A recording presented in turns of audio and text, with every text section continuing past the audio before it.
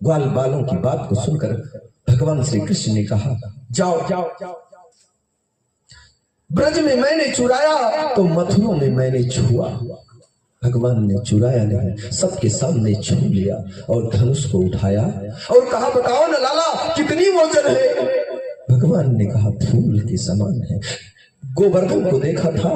बोले हाँ देखा था, बिना आपकी एक पल नहीं रुकी गोवर्धन, सबके डंडे चक चक टूट गए। बोले उससे भी हल्की है, ये तो पतली है, देख लो। जैसे सबको दिया, बोला संभालो ना, नहीं मामा कंस सबको मार डालेगा। जमीन में रख जाती तो फिर उठती नहीं।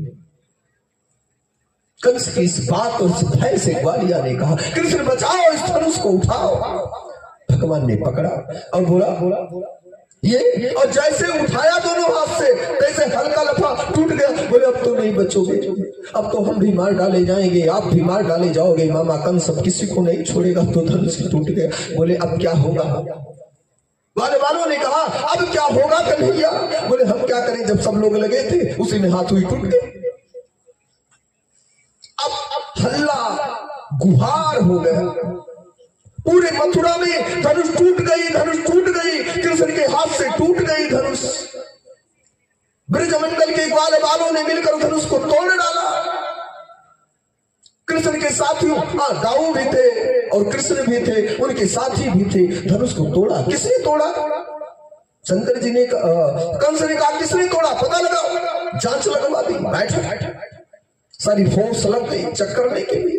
टीवी कैमरा सब चेक किया जा रहा था। सीसी कैमरा जो लगे थे सबने चेक कराया गया और चेक में निकला कि ग्वाल बाल सब पकड़े हैं और भगवान को कह रहे हैं, चिल्ला रहे, पकड़ो ना कन्हैया, नहीं गिर जाएगा और मामा मार डालेगा मुझे। और इतने में जैसे भगवान ने पकड़ा और उसे वो पकड़ा देने चाहे, जैसे लफा टूट गया। भगवान को तो तोड़ना ही था, भगवान ने तोड़ दिया। अभिमान है कंस का, अभिमान तोड़ दिया। और जब अभिमान और गुरूर शरीर से निकल जाता है तो आदमी दुर्बल हो जाता है, ताकत खत्म हो जाती है। कपड़े भाव से चलते हुए राजा जब चेक कराया तो बोले तो सबने मिलकर तोड़ दिया, तो इसका मतलब सब लोग मिलकर मारेंगे। कंस ने एक आशीर्वाद मिला था शंकर जी के धनुष को जो प्राप्त किया था, जो धनुष तोड़ेगा तुम्हें छोड़ेगा नहीं। अब कंस को तो एक पता चल गया कि अब धनुष तो टूट गई, अब मुझे मरना ही मरना है। चंड और मुष्टिका को आदेश दे दिया कि मेरे दरबार के किनारे कोई ग्वाल बाल और कृष्ण और बलदाऊ दोनों आने न पावे। और भगवान का 55वां दिन हो गया। 55वें दिन भगवान चाणूर और मुष्टिका ने हाथी को लगा दिया। भगवान ने घुमाया और दोनों बलदाऊ और कृष्ण ने दोनों दांत को पकड़कर हाथी को नचाया, कुबलया पीठ हाथी को घुमाकर पटक दिया। उसका प्राणांत तो हो गया। 55वें दिन चाणूर और मुष्टिका 56वां दिन आ गया।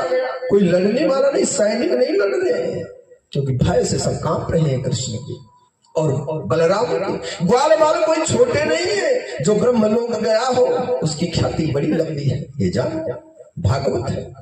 जो वहां गया उसके सब चीज की व्यवस्था है। पृथ्वी पर नहीं है ग्वाल बाल, ये सब ब्रह्मलोक ब्रह्मा जी ने उठा ले गए।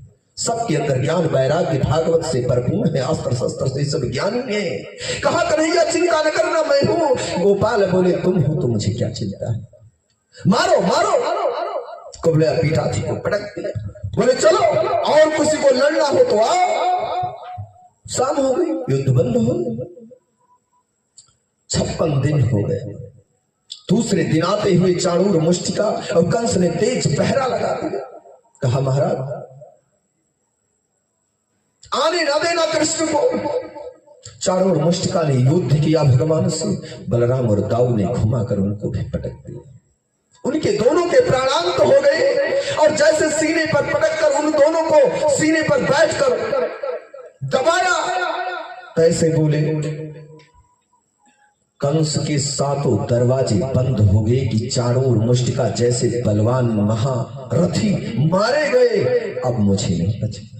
सातों दरवाजा बंद किया, तैसे मेरे गोविंद ने चाणूर और मुष्टिका, चाणूर को कृष्ण मारते, मुष्टिका को बलराम। बलराम ने कहा मामा को पकड़ो, ऐसी छलांग लगाई सतकंडे के दरवाजा